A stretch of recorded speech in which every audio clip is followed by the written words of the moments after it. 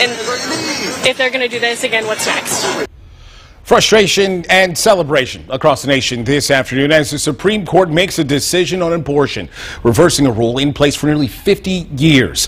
Thanks for joining us here this afternoon. I'm Nick McGill. And I'm Lindsay Eaton. We have a lot to get to tonight, but we want to start with that ruling. The High Court upheld a Mississippi law banning abortion after 15 weeks. With this opinion, the court then overturned Roe v. Wade. That landmark ruling in 1973 gave women the right to an abortion.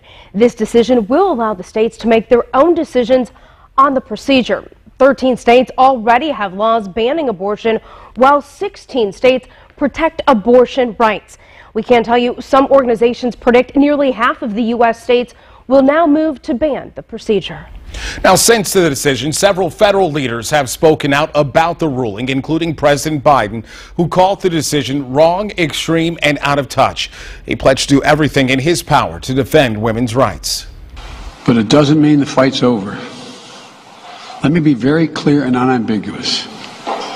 The only way we can secure a woman's right to choose, and the balance that existed, is for Congress to restore the protections of Roe v. Wade as federal law. No executive action from the president can do that. We begin our team coverage this afternoon with reaction from our state lawmakers. Fox United State House reporter Kristen Eskow joins us live right now. And Kristen, Indiana lawmakers could take action on this very soon. Well, that's right, Nick. Indiana lawmakers will be back here at the State House in less than 2 weeks. Governor Eric Holcomb has called for a July 6th special session so lawmakers could work on inflation relief. But now he says they'll also discuss abortion.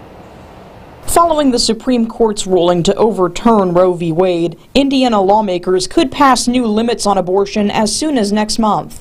Earlier this year, 100 Republican lawmakers, or 2/3 of the Indiana legislature, asked Governor Eric Holcomb for a special session on abortion if the court allows states to choose their own abortion laws. State House Democrats say they're concerned about the potential consequences for some pregnant women. They are more likely to go into poverty or stay in poverty. Their children will more likely be in poverty. In the months leading up to Friday's ruling, Governor Eric Holcomb and Republican legislative leaders have declined to say whether they want to pass a total abortion ban or allow certain exceptions, such as cases of rape, incest, or risk to the mother's life. They did not provide interviews Friday, nor specifics about their plans. Holcomb said in a statement in part, quote, "I have been clear in stating I am pro-life.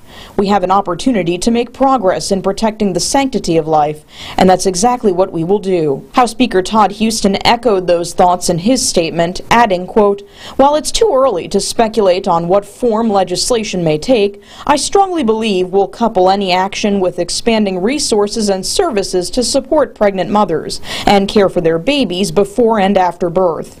Democrats argue there are many services and policies lawmakers need to consider to support mothers. We need to make sure that we are talking about parental leave.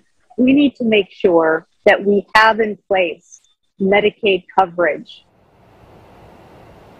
Now, it's not entirely clear yet exactly how quickly lawmakers could pass new limits on abortion. Right now, they have that July 6th special session scheduled, but it could take some additional time beyond that to get a new law passed. The House Speaker says that lawmakers will hear public input, they will collect testimony and have committee hearings as they do for any other bill that goes through the State House.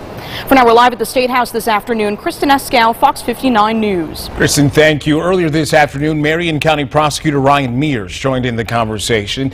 He made it clear he does not plan to prosecute abortion cases.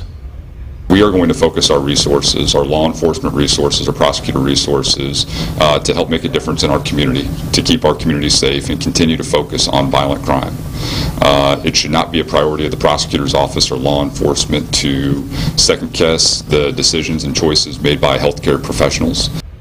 We have reached out to Mears' opponent in the prosecutor race, Republican candidate Cindy Carrasco. As of right now, we haven't heard back.